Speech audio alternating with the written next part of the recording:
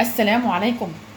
النهارده ان شاء الله هنعمل التايجر كيك، وهقولك تعمليه ازاي وازاي هيطلع معاكي هش كده، والكيكه ناعمه قوي قوي. وهقولك ايه المكون اللي انت هتحطيه على اي كيكه عشان يديها هشاشه وطراوه بالشكل ده. وكمان لو كيكه فاتحه هيخليها فاتحه قوي قوي قوي، وهيخليها بيضه قوي. ويلا بينا نبدا. اللهم صل وسلم وبارك على سيدنا محمد وعلى اله وصحبه اجمعين. اول حاجه عندي 3 كوبايات من الدقيق، هبدا انخلهم شويه شويه،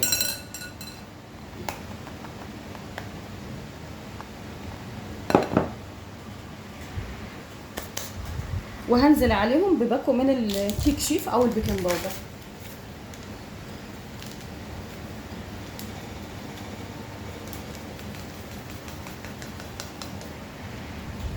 وهنا عندي 4 بيضات، هنزل عليهم بكوبايه ونص من السكر، فانيليا،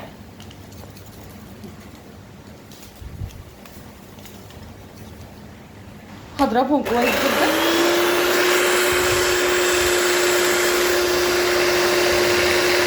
ضربتهم كويس قوي البيض مع السكر مع الفانيليا، وده سر هشاشه اي كيكه، ان انت تفضلي تضربي في البيض مع السكر لحد ما يديكي قوام كده عامل زي قوام الفوم كده. تمام. هنزل عليهم بكوبايه من يا اما زبادي يا اما لبن. بس هو الفرق بين الزبادي واللبن ايه؟ ان الزبادي بيخلي الكيكه تبقى طريه ورطبه قوي من جوه، حتى لو قعدت معاكي كام يوم بتفضل برضو بنفس الطراوه. هو ده الفرق بين الزبادي واللبن، لكن لو عملتي بلبن هتبقى حلوه وشغاله برضو. هنزل بكوبايه الا ربع زيت على سمنه.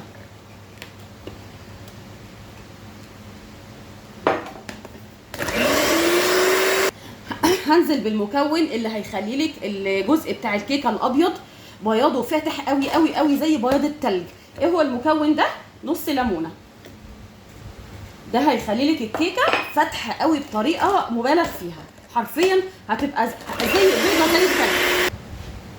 هنزل بالدقيق وعليه اللي انا ضايفه له بيكنج باودر ونخلاه.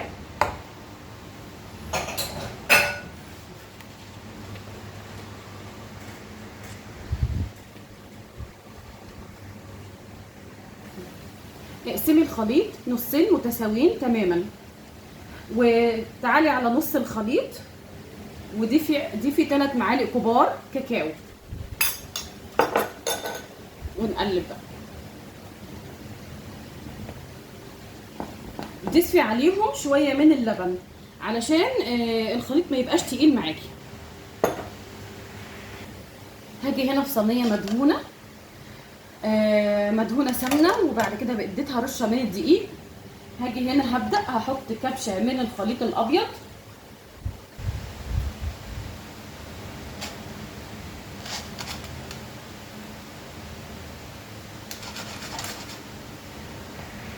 هنزل عليها بكبشه تانية من الخليط الغامق اللي هو بالشوكولاته.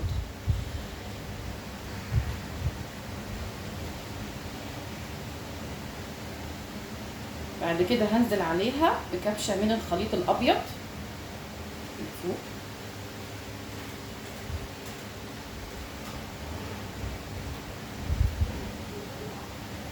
بعد كده كبشه من الخليط الغامق،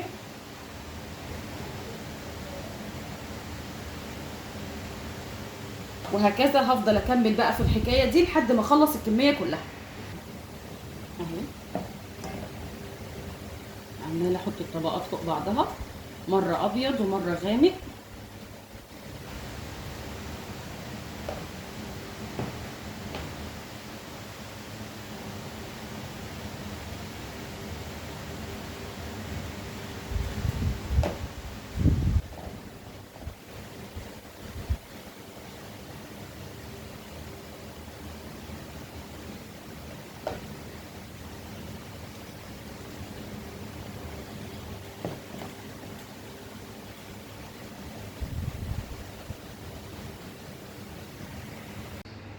اهو عملنا كل الطبقات، طبقه ابيض وطبقه غامق. هندخلها بقى الفرن على درجه حراره 180 في الرف الاوسط، والفرن يكون مسبق التسخين.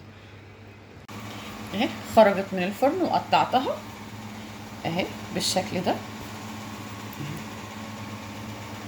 بصوا قطنيه وجميله، هشه قوي قوي قوي قوي ما شاء الله،